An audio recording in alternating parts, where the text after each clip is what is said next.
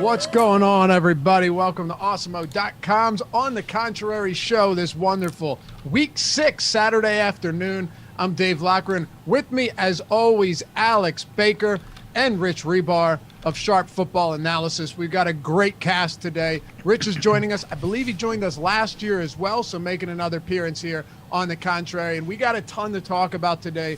The totals just continue to rise across the league, seeing 57s, 56s, 54s far more frequently. And the Miami Dolphins have an implied total above 28. So this is not your granddad's NFL anymore. Alex, how we doing, man? I know you got your eye on that Miami game, mostly because the Jets are playing them. Yeah, we got some great games. And I mean, the best thing in fantasy football is when you get two of the bad teams playing each other. That always makes for a fun fantasy game. So we got some good ones this week, and pretty excited to play tomorrow. Rich, glad you're with us, man. Follow Rich if you're not doing so already. I'm assuming you are. But if not, at Lord Reebs, it's Reebs. And check out all of his work at sharpfootballanalysis.com. Fantastic site with an incredible amount of information on there for all of us fantasy nerds. What's going on, Rich? What's going on, guys? I mean, it's great to join you guys on a Saturday, and you kind of talked about it. We're waiting for that bubble to burst, and last week it was kind of even. It took the odds makers, kind of a few weeks to adjust, but the overs, they've been juicing up here, and last week was the first week it was kind of a wash. You look at week 2, games on average went over the total by 7 points, then week 3, 4 points, then week 4, 3 points, then last week just 1.3 points. So they're finally catching up here and getting these totals to where, kind of they've been hitting. Defenses have really struggled out of the gates. Secondary play has been really bad so far this year in the NFL, and it's given us a lot of points, which has been fun, so far. And we've heard a lot about the lack of offensive holding penalties that a lot of people believe are contributing to the high scoring. The average score this season is above 51 points, the average total, which is crazy. As our guest, Rich, let's kick it off with you and start with the game that Alex just tweeted about promoting the show, the Miami Dolphins and the New York Jets. I honestly didn't think there would come a time in 2020 or anywhere around here that I'd be seeing Miami as a double-digit favorite against any team. Now, listen, I'm a Miami fan. This is my bad team that I love to root for because I love Ryan Fitzpatrick, and I'm a big Brian Flores guy. I think the team plays for him. They play for Fitzmagic, and they've been fun to watch, especially last week. The drubbing against the San Francisco 49ers, albeit a banged-up Niners team, they still smoked them. They're 10-point favorites here. They have a 28.3 implied total, and they're getting some ownership, which is really not something many of us have seen in a very long time for this Miami Dolphins football team.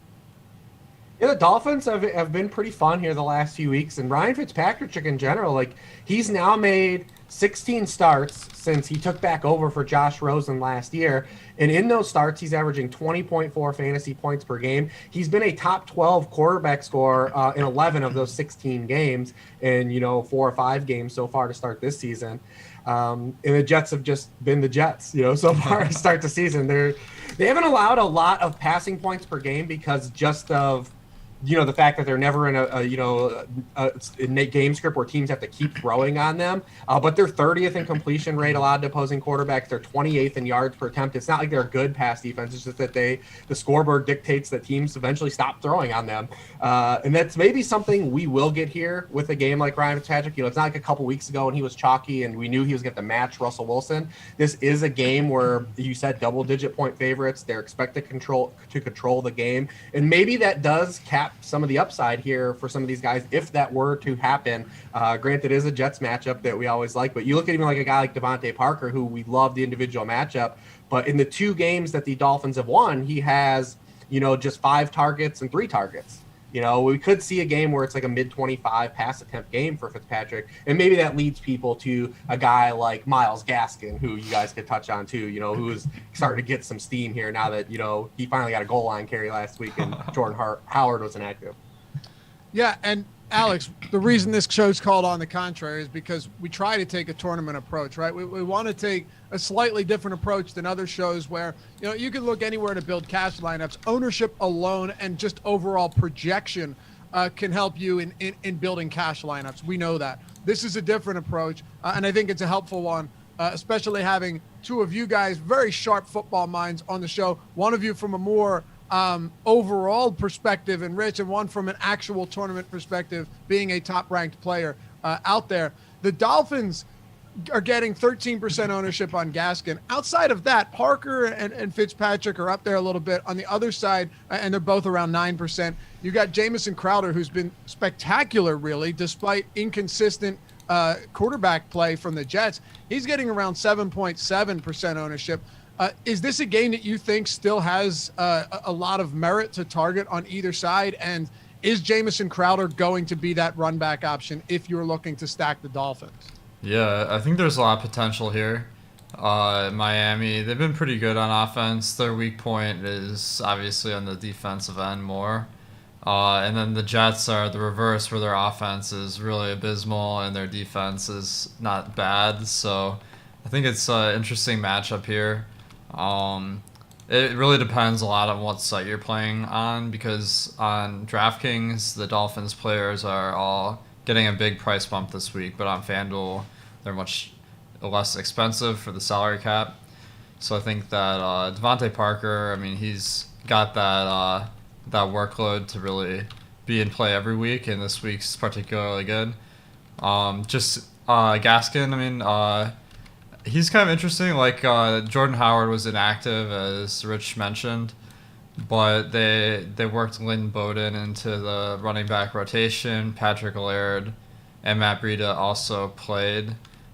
So it's a pretty tough situation for huge workload. Gaskin played on 42 of 68 snaps, which is decent volume, but it's nothing super exciting.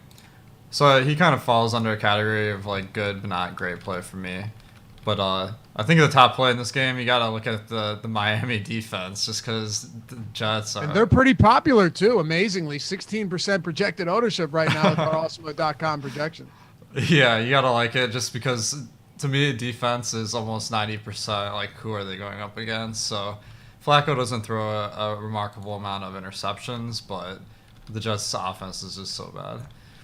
So we're happy to have everyone with us, by the way. Forgot to mention that at the top. My fault. Hit that thumbs up if you haven't done so yet. You guys all know it's the easiest way to help support us, and it helps us greatly. Subscribe, hit that notification bell as well, so you always know when new content's going to drop next. Rich, I don't want to spend the whole show on this game, but I do think it's important and pretty integral to figuring out how we're approaching this week. Jameson Crowder's been spectacular. He's been targeted double-digit times in all three games. He's got 7+ receptions and 100+ yards in all of them. Is there any other way to differentiate in this game if you are looking to play someone from the Jets in a run back from the Dolphins?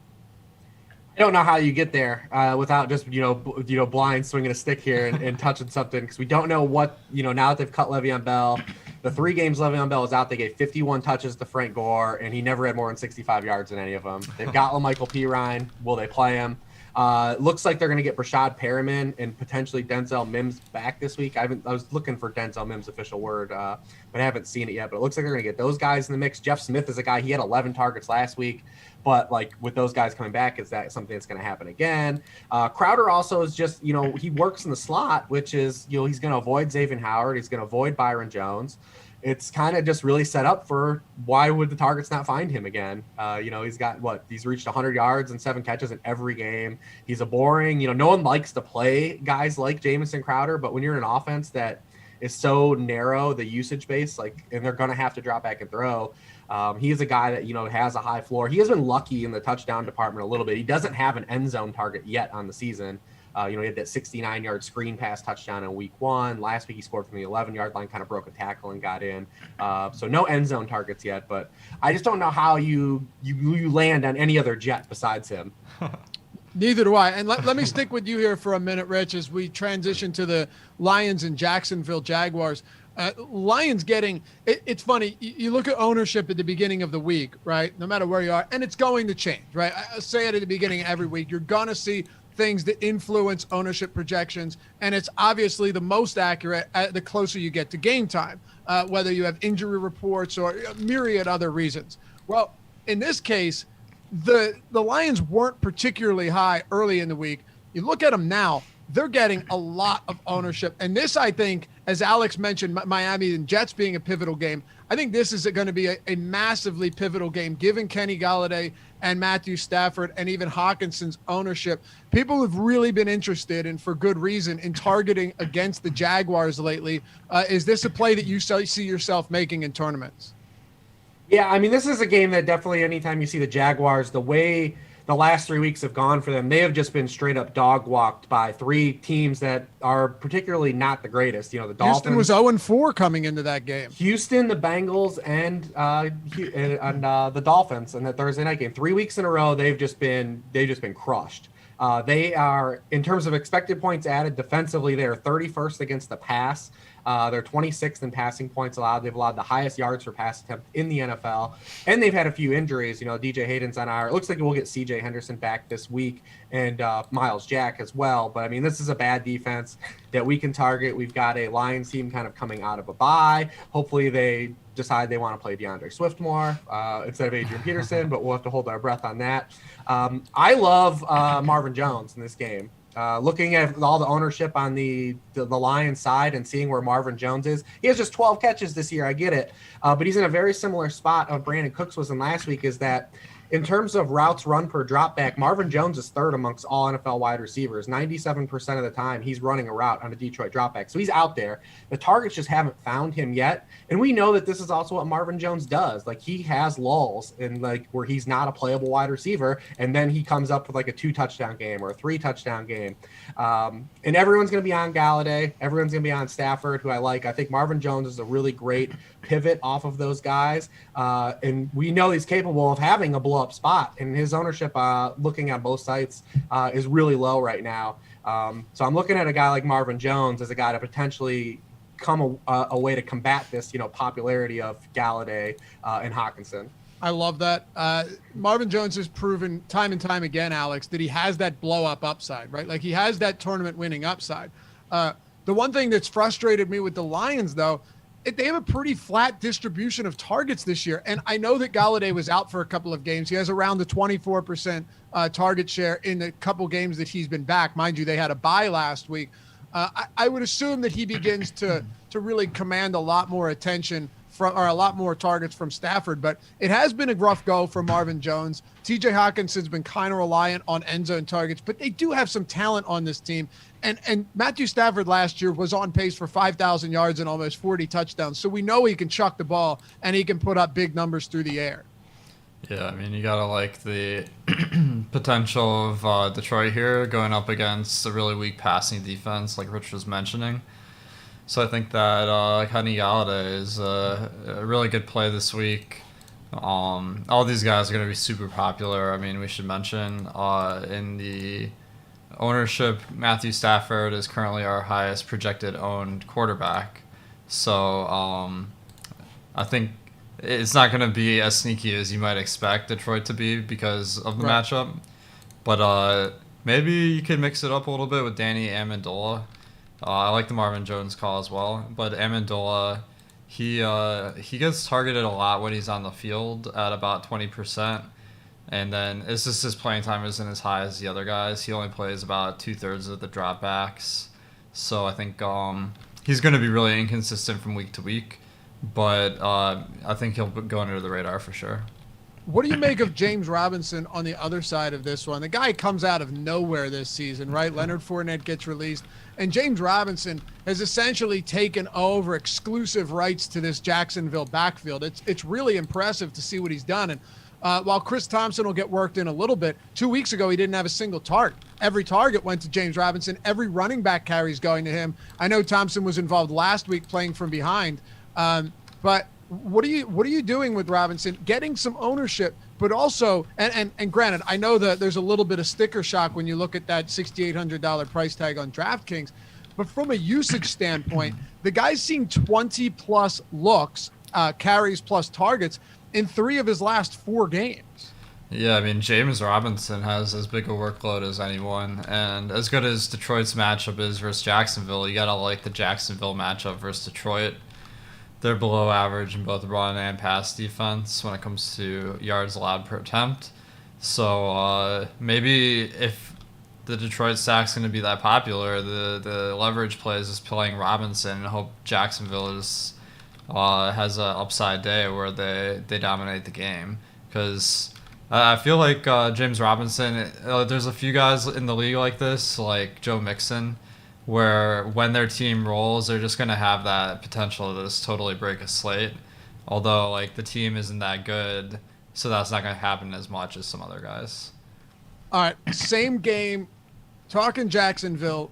Rich, one, I think we do have to keep in mind that DJ Shark at the time is questionable. I don't know if you have more news on him. Maybe we do expect him to play. For now, I'm ruling him in. But your thoughts on him, and also Laviska Shenault.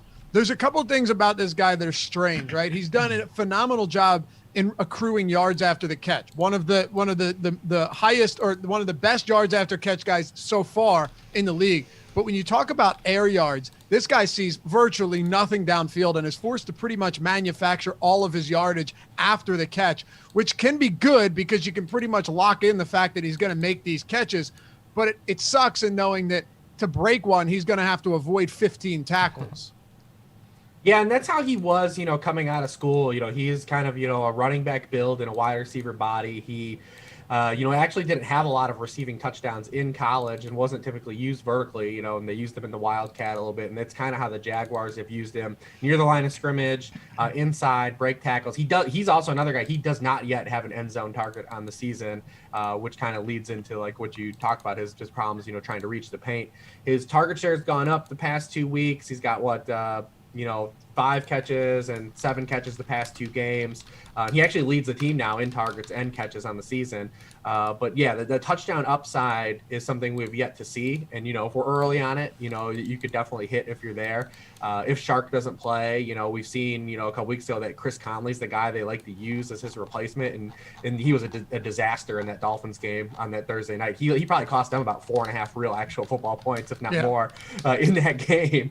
And then they're using Keelan Cole near the end zone. Keelan Cole's a guy that's not stacking a lot of yardage, so he's not like a great play because he's dependent on getting a touchdown. And even when he has a touchdown, he's not even scoring a lot of fantasy points. But they're using him near the end zone as well, so like they're spreading the ball around. And then one thing to keep in mind is that even though the Lions are bad, they play man coverage at the highest rate in the NFL, and Gardner Minshew has been a disaster so far against man coverage. Granted, it's going to be a bad man coverage, but Minshew's stats against man coverage, 49% completion rate, under 6 yards per pass attempt. So far this season against man coverage. We're going to need the Jaguars to do their part in this game for sure, especially if you're invested in the Lions side, because the Lions and the Jaguars are 2 of the slower paced teams in the NFL. So if the Lions come out and control the game like the past 3 teams that have played the Jaguars have, we could end up seeing a lot of Adrian Peterson, man, a lot more Adrian Peterson than we really want. And then if the Jaguars control the game script, they're the slowest paced team in neutral game script in the NFL. Granted, they don't play a neutral game script a lot, but it could be, like you said, a lot of James Robinson. So there's a chance this game could be uglier than people expect and not pop, as well as it being kind of a fun time as well. There's probably a lot of variance here. What's going on with this Adrian Peterson? What is going on with these coaches, right, that are completely unwilling to run out some younger like, I'm not saying Swift's going to be the next Barry Sanders, but Adrian Peterson, and then you've got the New York Jets with Adam Gase force-feeding Frank Gore opportunity. Should we really be expecting Adrian Peterson? Maybe we should, right? Because even in that last game against New Orleans, Adrian Peterson saw, 5 or 6 fourth quarter rushes, and they were down by 2 scores? That is a concern. I think you're right. Yeah, it's going to be interesting to see how it plays out. I hope that coming out of the bye, they involve Swift more. It's very odd the way they've deployed him. He's being used like a Darren Sproles-like player. Yeah. He's only playing in the passing game and not getting any rushing work at all, which is really puzzling. So, yeah. I'm sorry if you drafted DeAndre Swift. We're hoping it turns out of the bye. Yeah, I think from a dynasty standpoint, you'll be okay. But it's been ugly, man. It's tough to project a rookie volume with some of these guys if they're not. It's been a bad year. I mean, James Robinson is the one hit we have. All these other guys, and Jonathan Taylor's been okay, and Clyde Edwards-Helaire's been more or less fine. But if you look at the top of this running back class, it has not lived up to the acumen that they were presented with, coming into this season from a fantasy stance. Yeah, especially when you're drafting them where you were, like Clyde Edwards-Helaire or mid-first round. Alex, Houston and Tennessee. I was actually a little bit surprised to see this. Both of these teams in our QB ownership, we have an awesome top stack tool for all of our sports And for this one, we take QB ownership into consideration here. We have top stack probability. We have top value for these stacks. Houston and Tennessee are 3 and 4 respectively right now in ownership, Alex. You've got a 53-point total.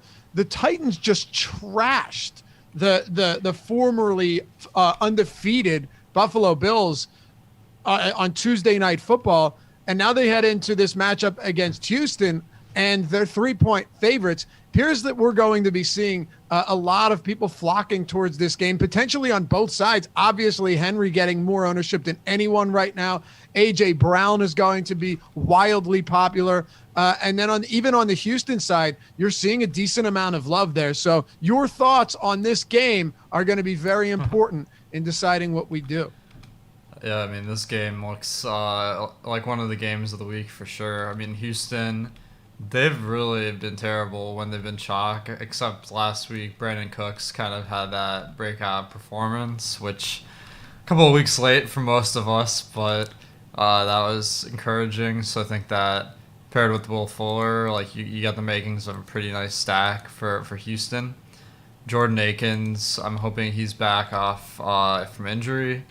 This is because he's a guy that I think might go under the radar. He played most of the snaps when he was healthy, but then had a concussion. So I think he's someone I'm looking at. But Tennessee, I think they're kind of like one of the top teams of the week with Derrick Henry just going up against the weak Houston defense being really popular. And then A.J. Brown, as you guys mentioned, he's super cheap this week, and he had an amazing game the other night, so he looks really solid. Your thoughts, Rich, on Houston and Tennessee. Last week we saw Adam Humphries and Corey Davis sidelined on the COVID-19, I guess, exempt list. I forget the exact name of it.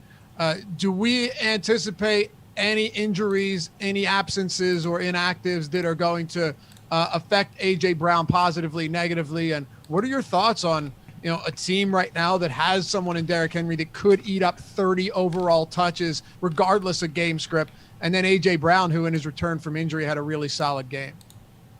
Yeah, absolutely. We'll have to monitor those wide receivers and see if they are able to play tomorrow. Johnny was banged up too, and he had a full practice on Friday too, so he looks good to go for that game. I mean, anytime you see a guy like A.J. Brown with his type of upside and his build and get 32% of the team targets, like that sticks out to people. And the pricing came out during that game, so he got grandfathered in, and they didn't have time to adjust that. So people are going to look to him as well.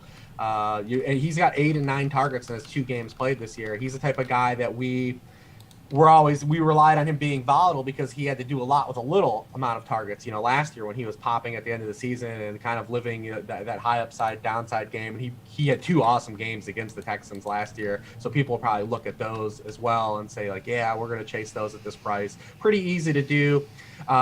It's one of these games too where you have to wonder too if it's going to just be like a super Derrick Henry game.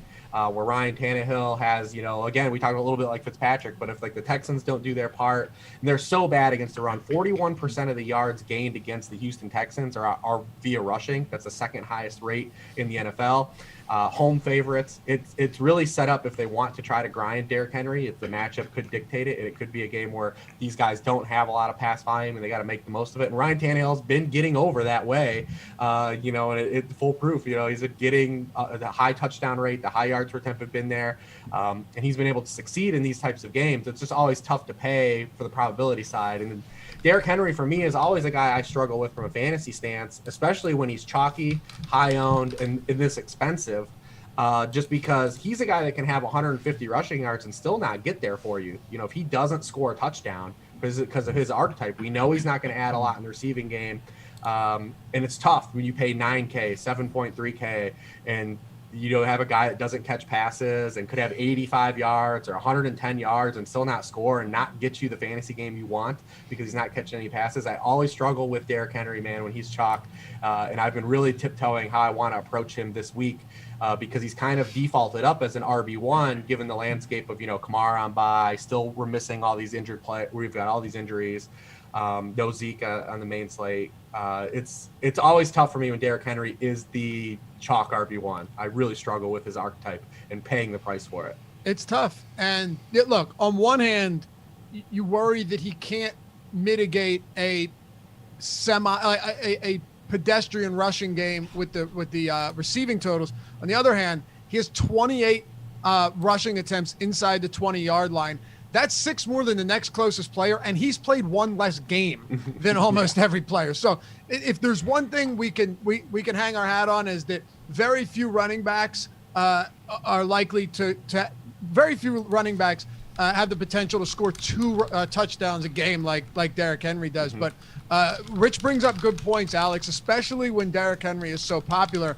I'm of the belief, I still think that knowing they were playing on a short week, on an abbreviated rest, only 5 days between that Tuesday and Sunday game, having to reschedule for obvious reasons, that maybe Jeremy McNichols got worked in more than he would have, and they were blowing out the Bills. So I don't look at that last game and say, 19 carries, they're going to, kind of monitor his work throughout the rest of the season. I think this could have been just a pretty opportune spot to do that. And if this game's close, or even if it isn't, he probably gets well up over 20 carries again. The ownership is what plays such a big role, though. Yeah, I think Henry, he has high, ridiculous upside, because, the flip side is he gets 2 touchdowns on the ground, and then you pretty much need him to win. You're not going to be the only one with him, though, since he's the highest projected owned player on the slate currently. But you got to love the spot. And one guy I'm kind of intrigued by in Tennessee, I think the passing game is going to be popular too. So it's not even like you get leverage going away from Henry, but Adam Humphries, he's coming off the COVID list. And I'm kind of hesitant to pick someone that just had COVID, but he looks pretty good as a 4K player on DraftKings versus a Houston pass defense that's not very formidable. And I don't know, maybe I'll ask you guys, how do you feel about picking someone coming off COVID? Go ahead, Rich. I'll say quickly, you don't really get a ton of reports on whether or not if they were symptomatic or asymptomatic, but it seems like these athletes in peak condition, incredible condition, I wouldn't be personally too concerned about it, but I don't know what his symptoms were. Go ahead, Rich. Yeah, same thing. There's nothing for me to latch onto, outside of just, a narrative spin and just guesswork. So, I really wouldn't stock it at all, just because I don't know how to stock it properly. So I'm just, I just leave it be. Yeah, right. I don't know either. Yeah. In terms of would I completely fade a guy because he's probably not. Then no. If he's active, I'm willing to take those shots. Alex, is there anything else from this game specifically that you like, knowing that this will have a lot of implications on how these tournaments shape up after Sunday afternoon? Yeah, I think it makes sense to maybe take a piece from this game because there's so much potential. But there's so many plays. I guess maybe the contrarian guy the guy that'll be left out here is David Johnson. I think most casual fantasy players won't play him because he's been pretty bad. But he did, as far as fantasy output, he did get 90 yards or around that his last game, which was an encouraging sign. And if Houston has a day where they overperform, then David Johnson could easily sneak his way into the winning lineup because he's pretty cheap. Rich, one game that I'm really fascinated by, doesn't necessarily mean I want to load up on it, but it's overall a game that has so many moving parts, and that's Cleveland and Pittsburgh. The Steelers have owned the Browns over the years, so have pretty much everyone, particularly in their division. 51-point total, though. The Pittsburgh Steelers are only laying 4 points, and Deontay Johnson has been ruled out. Chase Claypool, in his 4th career NFL game, scores 4 total touchdowns last week. It was a ridiculous back-and-forth shootout between Travis Fulgham and Chase Claypool, something everyone saw coming. But now, if we're assuming that Baker Mayfield's going to play, I do believe Stefanski said he's on the right track. So as of now, I'll project him in. Odell Beckham, Jarvis Landry, questionable. I'm assuming they'll play as well, unless you have other information. Is this a game that could shoot out like we saw last week between Philly and Pittsburgh, when no one expected that, with the lowest total on the slate, to rack up the amount of points that it did?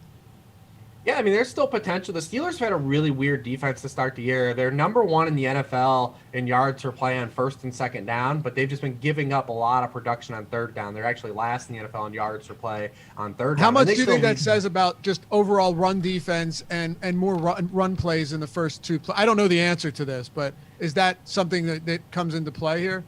Yeah, I mean, teams typically do abandon the run on them. But what's crazy, though, is that even though they're giving up these splash plays in the pass game, they're number one in the NFL in pressure rate on third down, too. It was that same game last week. I mean, they were the Eagles every time were 3rd and 8, 3rd and 9, and they're picking up these long third downs. Sure.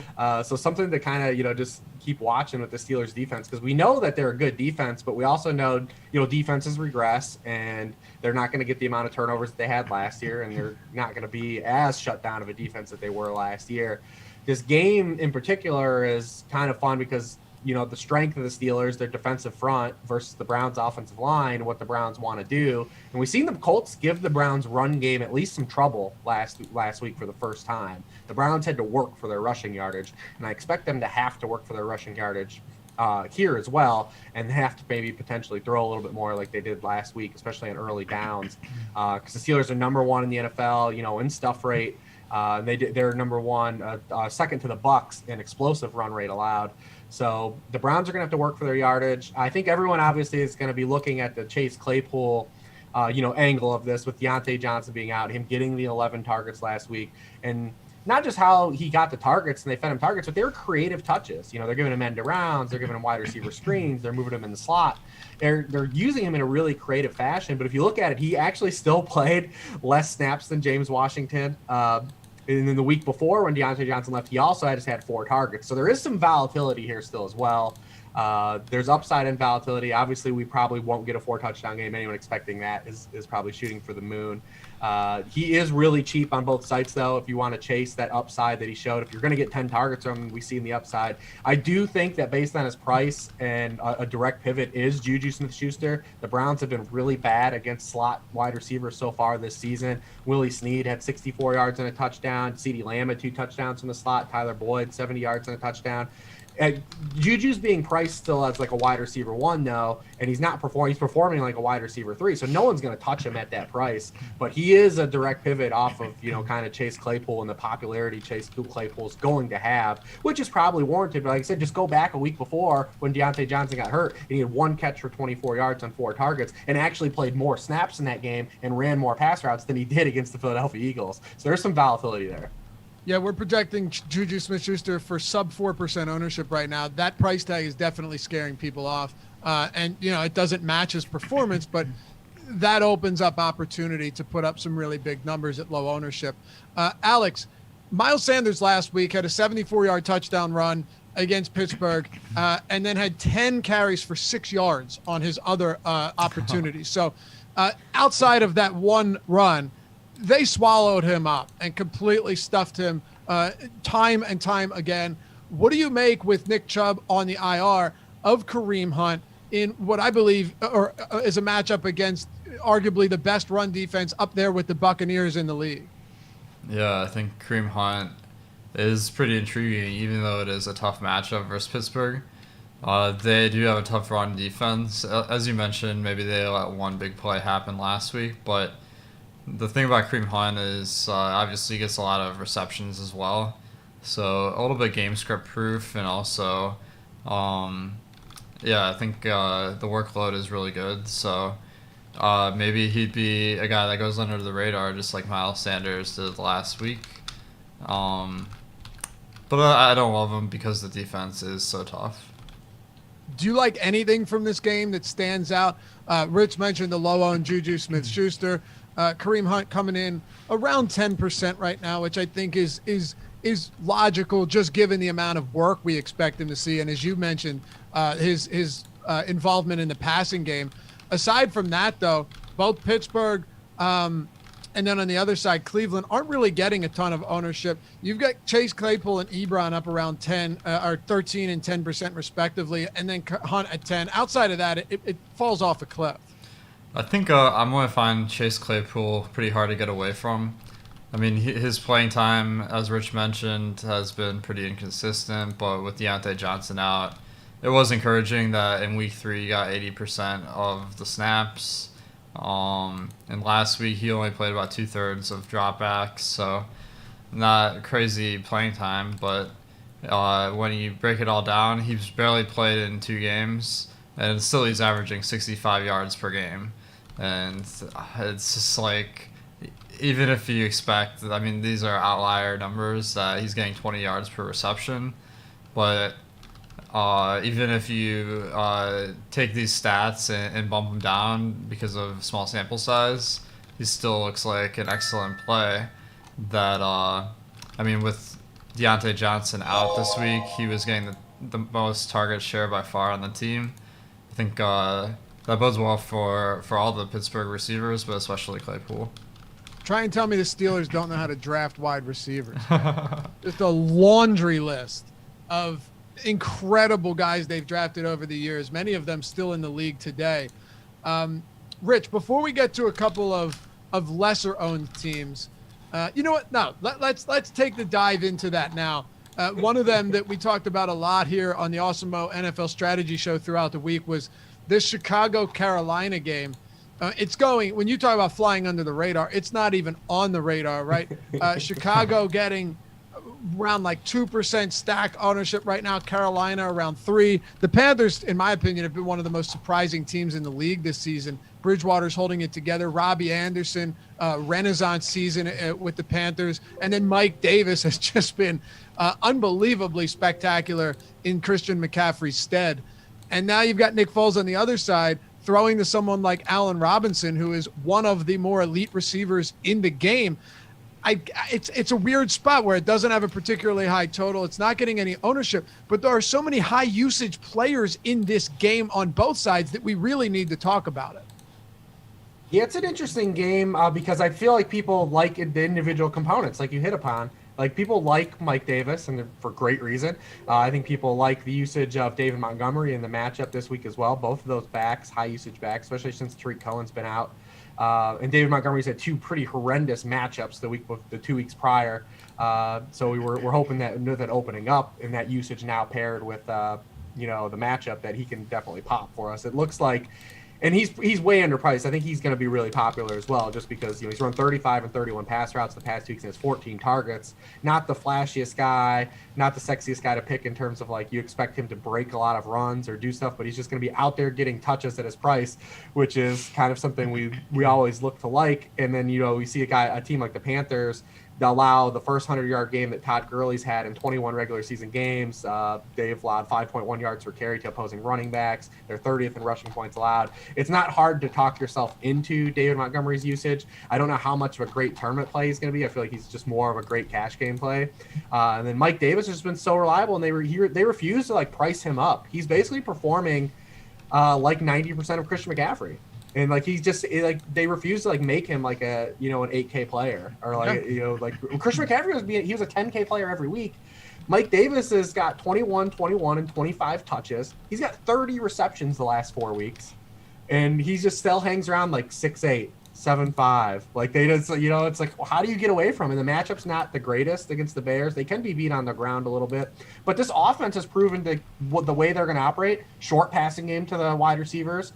Short passing game to the running back, and they're going to drop back and throw a good amount of time. So Mike Davis is just a great safe option in this offense that is shown that they're going to use him in the same capacity that they were using Christian McCaffrey.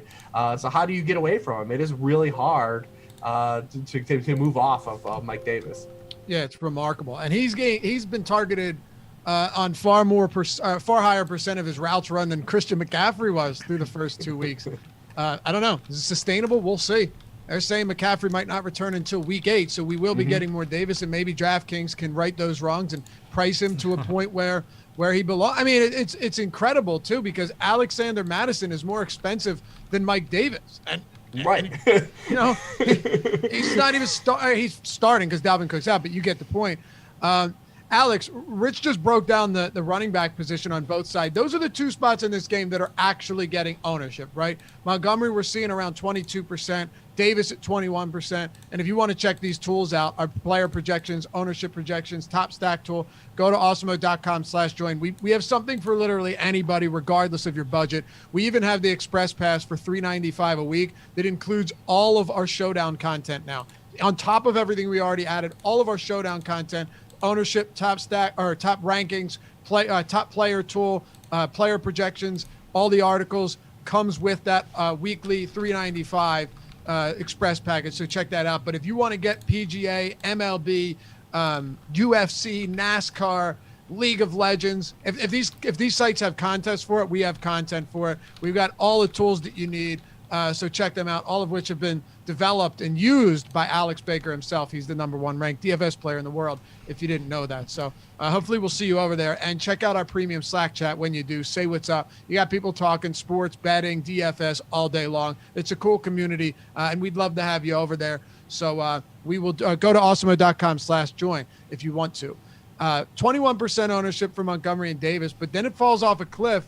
Alex, the passing games for these teams is going widely ignored, from Anderson to even Allen Robinson, despite the fact that he's one of the most heavily targeted receivers in the game. DJ Moore, Darnell, these guys aren't getting any ownership. So is this a spot you think is worthwhile to attack, or are you staying away? Well, I think the matchup versus the Bears is difficult. They have a pretty strong pass defense. So Robbie Anderson, DJ Moore, their baseline is so high that they're still going to be good plays, in my opinion. Robbie Anderson, I mean, he's having like an amazing season, and he hasn't scored less than 10 fantasy points in any game. I mean, that's surely like an outlier, and I don't expect that necessarily to continue, but the upside's there. This game as a whole, not too exciting. One of the lowest over-unders on the slate, but I think Mike Davis and Robbie Anderson and DJ Moore, they're all solid plays, but maybe because of the tough matchup, as you said, they might fly under the radar a little bit, and they're probably not the best options considering their price. Okay. I gotta tell you, I really like a 6% owned Allen Robinson. I just anytime, and Carolina has been better than advertised, but that doesn't say a ton.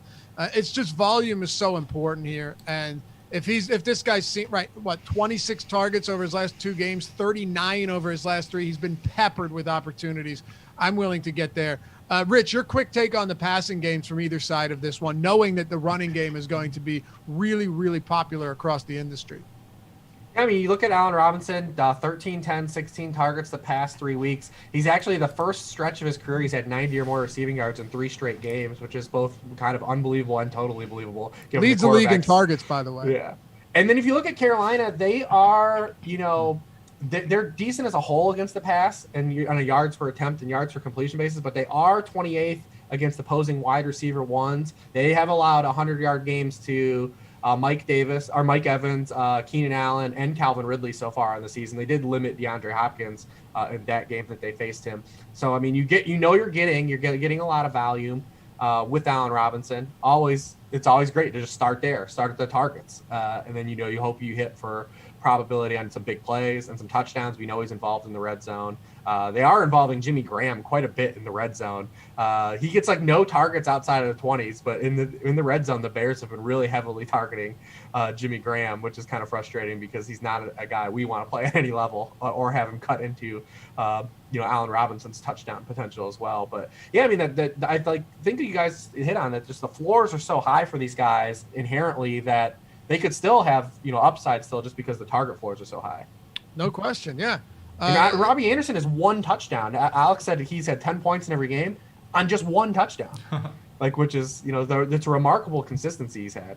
Yeah, no, he's been awesome. He's been really, really good. And every week you think that he's going to slow down, he continues to produce. So Alex and Rich, I wanted to save these 2 games for last before we get into our top fades and our top pivots for the week. And then all of us have one prop or game bet, doesn't matter which one, that we're going to hit on for week 6. Man, Frank Gore, That got a little sketchy at the end there, but we hit the under on the rushing yards, Alex. Oh man, that was quite the sweat because at halftime Gore had like 30 yards. At the end of the fourth quarter, he had 30 yards. So we really dodged the bullet there. Yeah, we got there, though. It doesn't matter how we do it. And by the way, for all of you guys that are into MMA and UFC, all of that wonderful stuff, stick around after the show. It's UFC Live Before Lock with Jason Floyd.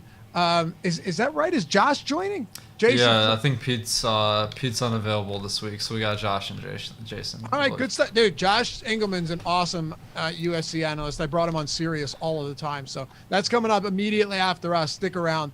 I think you guys will enjoy it. So, okay, Rich, I wanted to talk about Green Bay and Tampa Bay for a couple specific reasons. I'll be short because I want to make sure we can get everything in here. There's really not a ton of ownership going to the passing side of Green Bay outside of Devontae Adams. There's a 1-point spread here, the highest total on this main slate.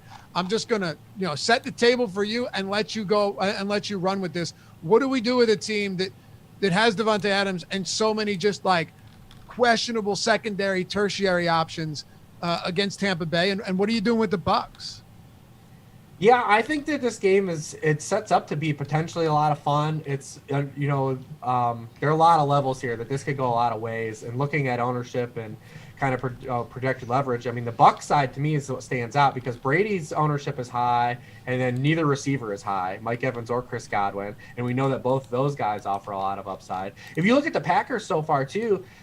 Just their schedule so far, they have faced 3 teams in a row that were missing their top wide receiver. Julio Jones technically played a half against them on Monday night. Calvin Ridley was banged up and only played 60% of snaps in that game. They played the Lions without Kenny Galladay, and they played the Saints without Michael Thomas. So this is like the first offense that they're going to face that actually has like their full allotment of passing weapons. The one thing you worry about with Brady is like a situation like 2 weeks ago when they play the Chargers, like he throws 4 or 5 touchdowns and they go to 4 or 5 different guys. He's really brought that kind of over to the Bucs, where like a lot of guys are getting targets and they're using a lot of players. which is kind of frustrating for us. Where last year we could just hone in on the Bucs and say Jameson is dropping back and the ball's going to these two players, and that's all we have to worry about.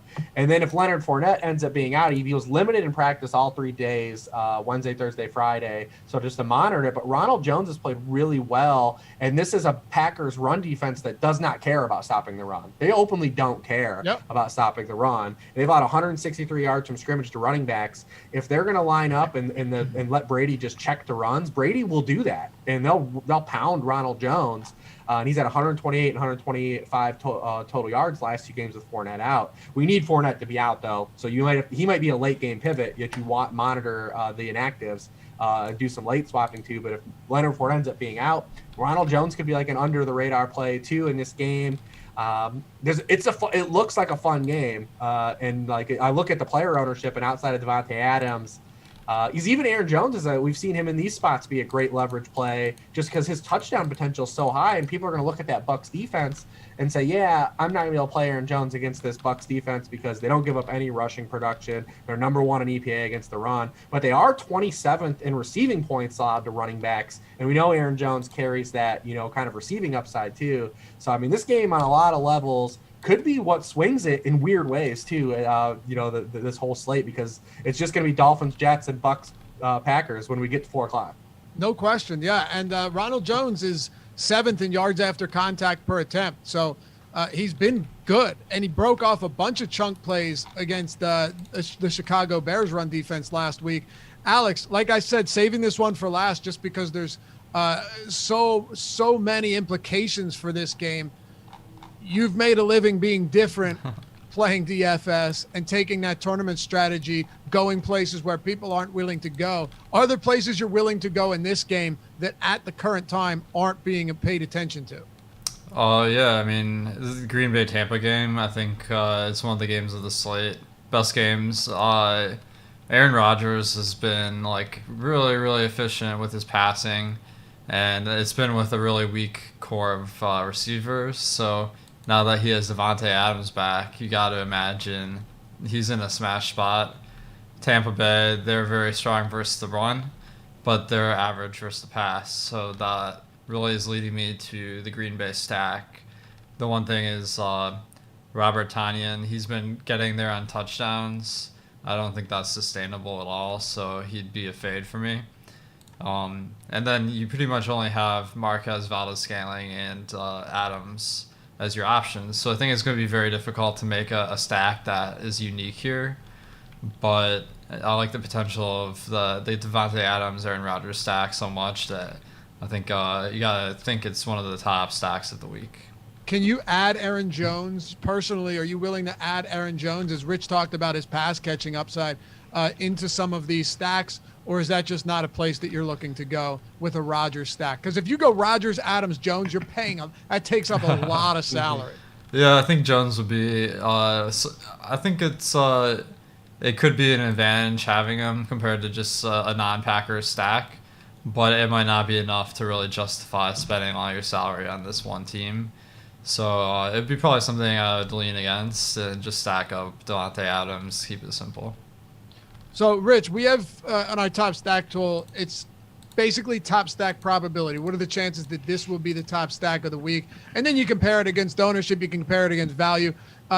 Green Bay is the highest right now at top stack probability with one of the lower ownerships at 3.5%, at least on Aaron Rodgers. Atlanta is the next one, 11.3% top stack probability. Matt Ryan only projecting for 5% ownership right now. Some obvious and clear question marks coming into this spot for some pass catching options for the Atlanta Falcons. As 4-point dogs against Minnesota in what's projected at least to be a high scoring game, do you like attacking the pass here or the passing game? Or do we maybe look towards Gurley and Madison on both sides? What are you doing? Yeah, this game has you got leverage to pull on this side too in this game as well. Because if you don't want to play Madison or get away from the Madison's high ownership, you can obviously play the Minnesota passing game, which offers a lot. I mean, because the Atlanta has allowed over 20 fantasy points to every quarterback they faced, and then they give up chunk plays. So you got a guy like Justin Jefferson in play because they're 31st in receptions allowed on targets over 15 yards further downfield. Thielen was probably popular. You definitely have to pay up for him. But that's a way you can get, kind of unique and against Alexander Madison. Even a punt like Irv Smith, who ran, season high pass routes last week, and they ran a season high 12 personnel. They ran the most 12 personnel in the league last week. So if that continues, he might get more opportunities as well. And then on the other side, like Matt Ryan has been so disappointing for people these past 3 weeks. He's been so bad that no one's probably going to really want to play him. But he is still dropping back 44 times per game. And anytime you have like that kind of potential with good players, because Julio Jones was removed from the injury report, looks like he's going to play. I don't know what that means, if we're going to see Julio as a decoy or what, but he's been fully removed from the injury report. And then Calvin Ridley has 400-yard games already in 5 games played. There is upside still in the Atlanta passing game, and I feel like people were all about the Atlanta passing game 2 weeks through the season, and now they're not really as excited to play the Atlanta passing game, and for good reason, but there's still a lot of upside with those players. And the Minnesota pass defense is not good. So, like, I mean, there's really guys like Calvin Ridley, you can run it back. You can get away from Madison pretty easily in this game if you want to, if you want to make the argument for it. The only thing you are concerned about is if the Vikings hold court as 4-point home favorites and they do the Vikings thing, where we saw in the first half of that Seattle game where Russ gets 3 possessions in the first half. There's still potential for that. The Vikings will absolutely squat on a lead and not really press the action and just grind Alexander Madison. And then you limit your possessions with the Atlanta side, your run back, if that happens. So that's like what you're worried about, as being potentially in the cards. But that Falcons, there's a lot of talent there and a lot of dropbacks to be had. Yeah, no question. And hey, anything we don't get to today, you guys know we got a 3-hour marathon show coming up from 10 a.m. Eastern to 1 p.m. up until lock tomorrow, right here on the Awesemo YouTube channel. And if you just jumping in now, be sure to check out all of Rich's work at sharpfootballanalysis.com. Follow him at Lord Reeves. Follow Alex at Awesemo DFS and myself at Laffy_D, LOUGHY_D. It's that time, Alex. Top pivots, top fades of the week, one each. I'm going to go to you first, your top fade and your top pivot for this week 6 main slate. Man, this is my favorite one because this is the one where you watching can go watch this player absolutely dominate and then be like, oh, I lost because of you. So a lot of fun. But No pressure. I guess my top fade, just offhand, it looks like Mike Davis is projected to be the 4th highest owned running back on the slate. Now, he's been getting a ton of workload, but the price has gone up a lot, so I think there's not really a huge advantage there this week in a spot where they only have a 23 team total, and I'd rather go to some other running backs that have more touchdown upside. And your top pivot of the week, I want to make sure we get everything in here, so I'm just going to hit you with both right away. All right. Or I can come back to you if you need a second. We could do that too. Sure. All right, let's do that. And Rich, by the way, when we talk top fades, it doesn't mean you don't want any of this guy. It just means that you're probably going to have markedly less than the field. So if someone says, oh, Rich and Alex played this guy in a lineup that did well, what assholes. They said they were fading him. It doesn't mean they are going to have 0%. But go ahead, Rich. Your top fades, your top pivots of the week. Yeah, like I said, I mean, the way I build lineups and, play the, probabilities, I just think I'm going to be under on Derrick Henry, just because, you have to rely on the touchdown variance. If he doesn't score touchdowns, he's not going to probably hit. So anytime he's this popular, I'm just going to come under and hold my breath. And there's so many cheap running backs on the slate that I think you could build really good rosters and survive, even if he gets to like the 25-point game. And your favorite pivot of the week, a low-owned guy that no one's really talking about. Yeah, I love Marvin Jones, man. I'm going to the Marvin Jones train this week, so I think that he's the Detroit pivot guy. Awesome. Yeah, I'm going to go the fade Kenny Golladay. It doesn't mean I don't like him, but insane ownership at a wide receiver position where I said there's been a pretty flat distribution of targets. Rich mentioned Marvin Jones. Hawkinson's still there. Alex mentioned Amendola earlier, and they haven't been willing to get away from Adrian Peterson. So if Galladay's going to come in with 25% ownership, this is a spot that I'm more than willing to get away from. And I like Antonio Gibson as a sub 10% guy in what should finally be a game that he gets to play competitive football and could really see a lot of opportunities in that backfield. Alex, we got a pivot? Yeah, it's honestly a pretty tough one. I like Rich's Marvin Jones call because Kenny Golladay is coming in at 23% ownership for us. It's really tough to find a pivot, honestly. But the one I came up with, we were talking about how Allen Robinson is going under the radar this week because he's just super expensive. A team that's not that good. And David Montgomery is coming in at our 3rd highest owned running back. So I think maybe pivoting to Allen Robinson as your contrarian spend up in your lineup could be a smart play. All right. And then our favorite prop bet or any bet for this week, I'll go quickly because I already mentioned him. I think this is Antonio Gibson's best rushing game of the season. I'm going over 53.5 yards. You can get that on DraftKings Sportsbook. Check it out at OddsShopper, Awesemo.com. You can find OddsShopper there. We got all props, anything you need, watch list, bet tracker. Type a name in and pull up all of their props. It's fantastic. Gibson's getting 73% of the team's rushing attempts or running back rush attempts over the last 3 weeks. I think we see that continue to rise, and I expect this to be a game where he gets the most carries probably of the year. So give me over 53.5. What do you got, Rich? I like the Detroit Lions -3. I actually, where I'm at, I don't get to play player props, so I don't dive like deep into the well on them. Yeah, it stinks, man. It's the worst. But you look at the Lions. We've talked about just how the bad teams have just been rampaging on the Jaguars. Under Matt Patricia, the Lions are 2-0 against the spread coming out of a bye. Road favorites out of a bye since 2003 are hitting at 70%. So I like the Lions -3. All right, Alex, close us out, baby. Who do you got? Favorite prop bet or any bet of the week? So I'm seeing Myles Gaskin having some pretty high numbers here. So the rushing prop is 58.5. Now you would think that Miami being big favorites versus the Jets, like that would be really good for the running game. But when I went back and I looked at historical play distribution based on positive game scripts, Miami runs at one of the lowest rates in the league when they're ahead. So I'm thinking that maybe they don't get quite the rushing volume that you'd expect, even though last week they did run the ball a ton of times. Awesome. Beautiful stuff, fellas. Lord Reeves, Rich Hribar, thanks a lot for joining us, man. Thanks to all of you for hanging out with us. Stick around. Jason and Josh coming up with the MMA show. And remember, all of our shows, you can check them out in podcast form and any platform where podcasts are available. We'll see you back here for week 7. Remember, Sharp Football Analysis. Check them out. Follow him at Lord Reeves. Alex, appreciate you as always at Awesemo DFS and at Lafayette_D. Of course, follow Awesemo at Awesemo_com. See you back here next week and tomorrow morning for that 3-hour deeper dive marathon. Thanks for watching, guys.